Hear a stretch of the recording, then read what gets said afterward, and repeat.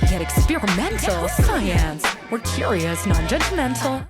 Paper number 2, y'all. Study number 2 is actually on birds, and they're about magpies. It's about the magpie bird. Do y'all know about magpies? About the amazing bird that is the magpie? First of all, any guess as to what that is? Any guess as to what that might be? Yeah, it is a nest. Sparky Pugwash with the win.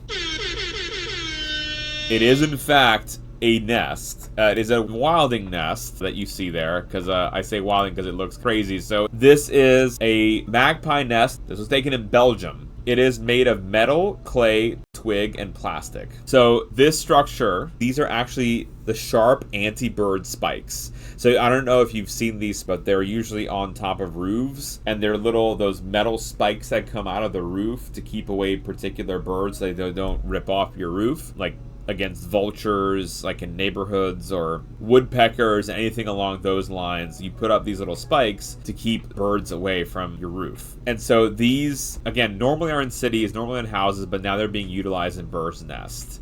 And so I liked the story of how this paper actually started. We usually don't have like a story of how a paper starts, right? Like it's like, here is the study and that's that. Instead, they put in a little addendum into this paper, and it started, there was a hospital patient in Antwerp in Belgium looking out his window and sent a picture to a bird expert in a nearby university. And she was like, well, this is really interesting. So they saw the nest, and then they collected the nest after breeding season had ended. So after the babies had moved out. And they actually got more nests from the Netherlands as well as Scotland. The suggestion, these anti-bird spikes used in the nests of the magpies, they're using these spikes on top of the nest and are all the way around it. The reason being is to keep away other birds. So apparently other birds also eat the adult stage and the developing stage as well, like the recently hatched eggs.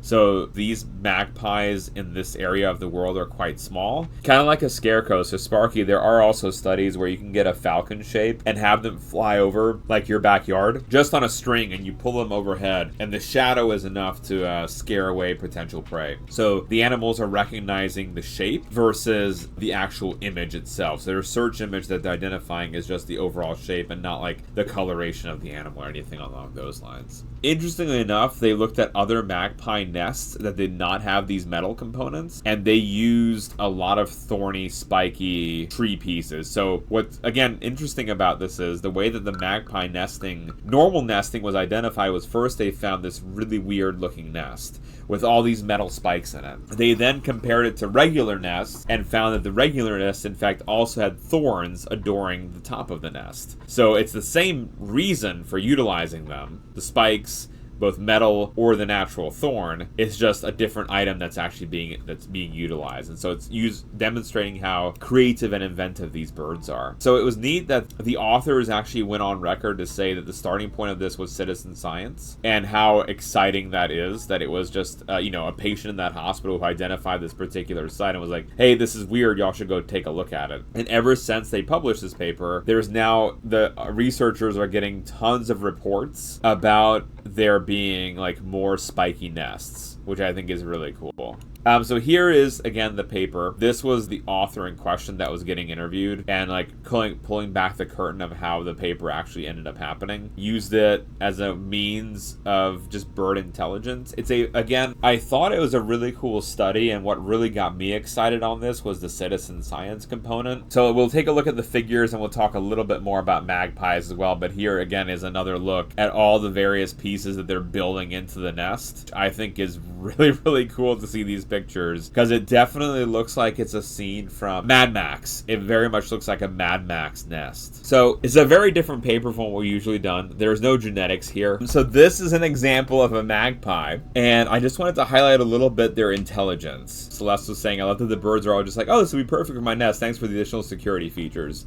And I know that it might be a silly thing to suggest that something like a bird or an insect or anything at all has something like culture, because that almost seems like a human thing. But you can train even a fruit fly to prefer different color mates. So for example, the one study that had been done in the past was you took this particular kind of dust and you covered a fruit fly with this particular colored dust. The dust does nothing. It just makes them a different color. And so you have females mating with males that are colored with this dust, and you have naive flies watching them mate. And then you take these naive flies and you let them choose between the color that you dusted them with, the other one that they're watching, and a different color. And then what ends up happening is that the females the ones that saw the mating, will prefer the color that they saw. And so it's similar idea, green, is that they don't genetically inherit a preference for this green color. Instead, they've learned through visual or tactile cues that there's something beneficial about this green color, and that's what I should prefer as a mate.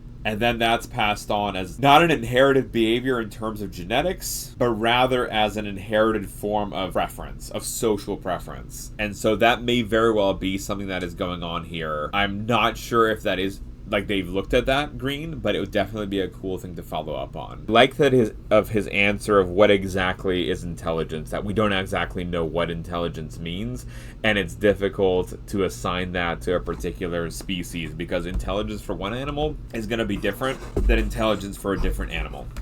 But they did highlight there is this associative learning that these birds can do, which is that they're associating a certain color with a food source, and then reversal learning, which you can undo what you've ingrained in them and then retrain them to do a different behavior, and then they'll be able to do that as well. So that's not just been shown in the magpie in Australia, that's also been shown in the European magpie as well. And it makes sense that they're able to do this in this fast acting, fast movement. The reason, like, in terms of learning, and that is because if they don't, they won't survive well. They have to have this quick ability to adapt. We'll conclude the second science news story of the day was just that they looked at the birds that were using these spikes and adding them to their bird nests, these anti-bird spikes that were on roofs in the Netherlands as well as in Scotland. They were being removed from the roofs and added to the bird nests, especially overhead, to protect the birds from potential predators like other crows and larger birds. These were, again, close relatives of the corvids. These were magpies.